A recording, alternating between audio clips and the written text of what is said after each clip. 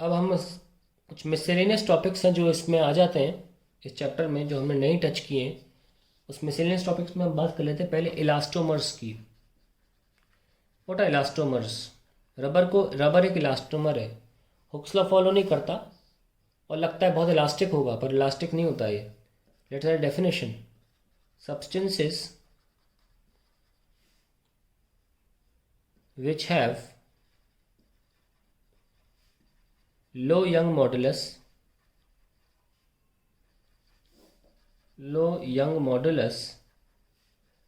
and can have large values of strain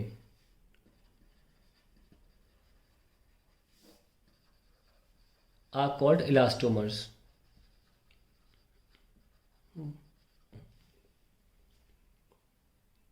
ठीक है। Now इसका ग्राफ जो बनता है, एक रफ हैंड स्केच बता रहा हूँ। स्ट्रेस स्ट्रेन ग्राफ जो बनेगा वो ऐसा बनता है। ठीक है, इनकी खास बात सुनिए क्या है इंपॉर्टेंट। आपको एनसीईआरटी का क्वेश्चन मिलेगा, उसमें इस तरह ग्राफ दे रखे हैं। ये देखिए, ये ऐसे गया और ये ऐसे लौट आया। ठीक है, तो इसी से हम, इस ग्राफ से हम आपको बता देते हैं इनकी खास बात क्या है, कैसे ये नॉर्मल मटेरियल से अलग हैं। पहली चीज़ तो do not obey Hooke's law at all. Obey Hooke's law at all. दूसरी बात, जैसे कि हमने देखा था stress strain curve of metal के लिए, ये मेटल लिख देता हूँ मैं, और ये आपका रबर है या इलास्टोमर है, मेटल। इसमें क्या होता है कि पहले तो ये हुक्स लॉ फॉलो होता है, तो चलो इसमें तो पहले पता चल गया नहीं होता। यहाँ तक प्रोपोर्शनल लिमिट, फिर थोड़ा इलास्टिक लिमिट, है ना। यहाँ तक अगर बॉडी को आप स्ट्रेच कर दें और छोड़ दें, फोर्स हटा दें, तो बॉडी लौट कर आ जाती है और अपना स्ट्रेन को ज़ीरो कर लेती है। ठीक है, तो बॉडी अपने कर्व को रिट्रेस करती है। जो बॉडी है अपने कर्व को रिट्रेस करती है एटलीस्ट इलास्टिक लिमिट तक, वो यहाँ है ही नहीं। खैर, दूसरी बात, जब आप यहाँ से रबर को अनलोड करोगे तो वो कर्व को रिट्रेस नहीं करता। तो ये लिखना है, the stress strain curve does not retrace itself, does not retrace itself। ठीक है, तो वो दूसरे रास्ते से लौट के आता है। और फिर ये जो एरिया है ना, ये सबसे बड़ी प्रॉब्लम है। ये है the area of stress strain curve of elastomers, area of stress strain curve of elastomers is represents energy loss. जब आप खींच के छोड़ते हो तो एनर्जी लॉस होता है, रिप्रेजेंट्स एनर्जी लॉस। ठीक है, तो मैं इसमें एक और चीज़ आपको ऐड कर देता हूँ। 3 पॉइंट्स तो हो गए, एक और चीज़ ऐड करता हूँ। सपोज आपके पास एक इलास्टोमर, एक रबर है, रबर ए ऐसे आता है और ऐसे लौट जाता है। ठीक है, जब आप उसे छोड़ते हो, अनलोड करते हो, तो उसमें ये स्ट्रेस कर्व और ये स्ट्रेन है, तो इसमें स्ट्रेन तो होता ही नहीं। ये अपनी ही लेंथ के 8-9 गुना इंक्रीज हो जाते हैं, वापस लौट आते हैं। देखो स्ट्रेन ज़ीरो है। इसका मतलब एक और पॉइंट सामने आता है, प्लीज़ यहाँ लिख लें, नो परमानेंट सेट। जैसे परमानेंट सेट था ना इनमें, ये परमानेंट सेट है। अगर ए पॉइंट पे छोड़ोगे तो ऐसे आ जाएगा O dash. No permanent set, ये डिफरेंस है। तो ध्यान रखना, इलास्टोमर और इलास्टिक बॉडीज़ में फ़र्क पूछा जा सकता है, तो ये 4 पॉइंट लिखने होंगे। No permanent set, anyways. मान लीजिए एक रबर ए ये है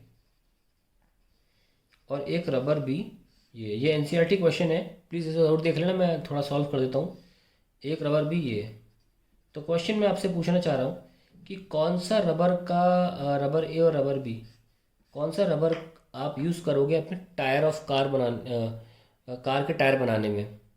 तो इसका आंसर होता है ये, क्योंकि इसका एरिया एनक्लोजिंग कम है, तो इसमें एनर्जी लॉस कम होगा, है ना। इसलिए हम रबर ए यूज़ करेंगे।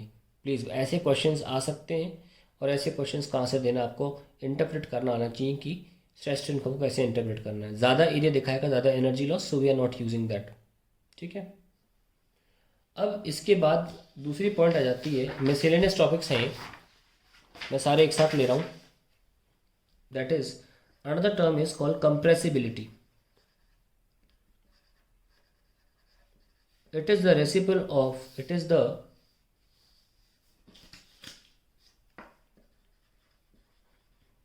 reciprocal of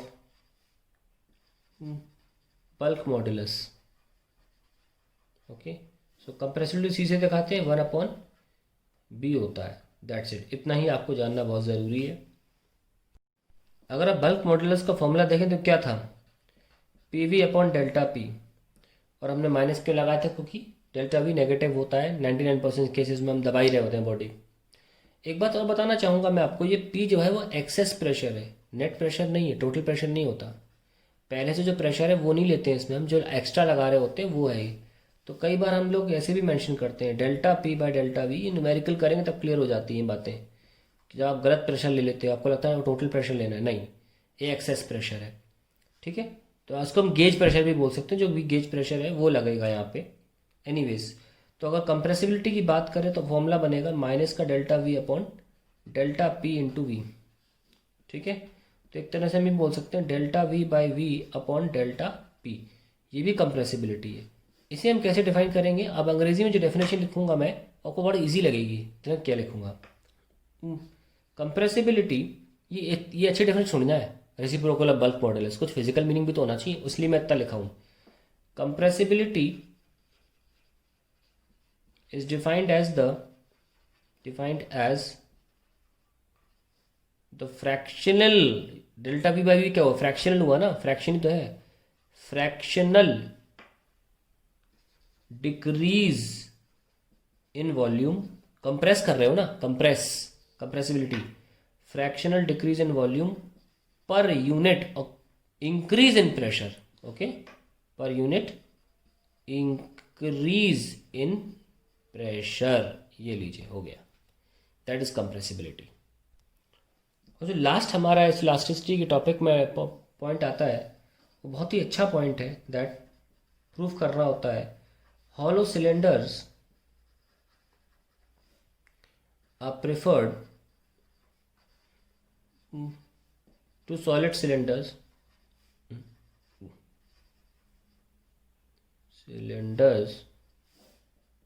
in case of transmitting torque,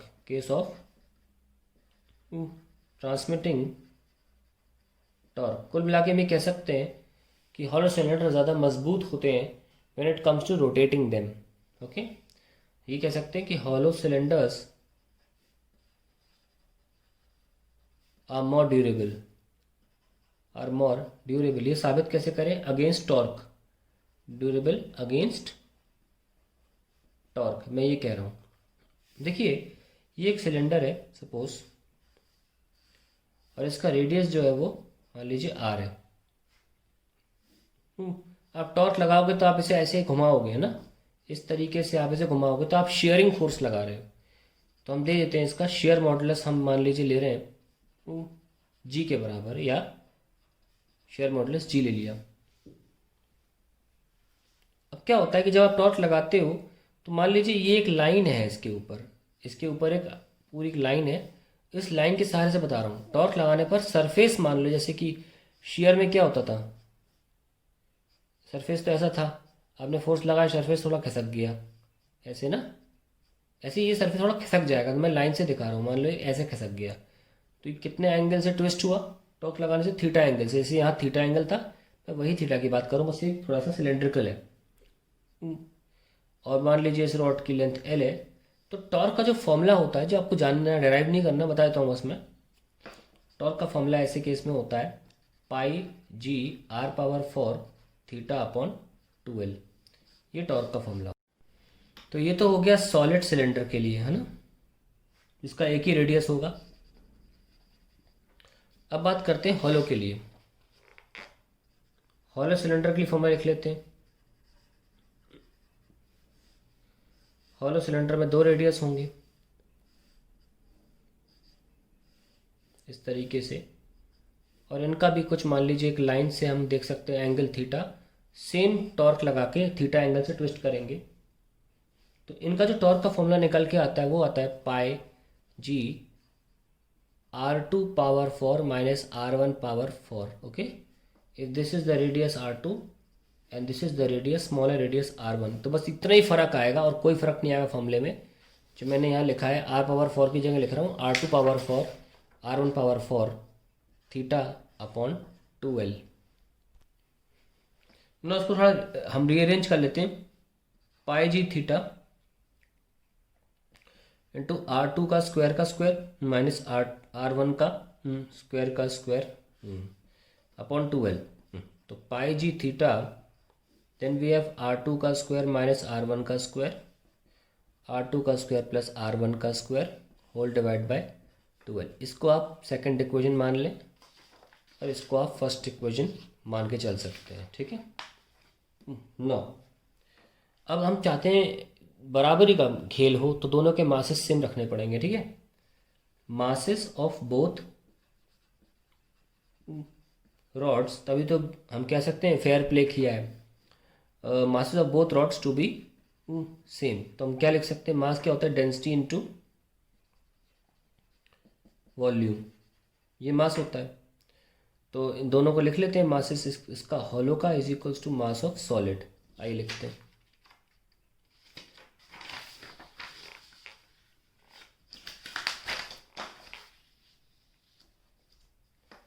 mass of hollow is mass of solid.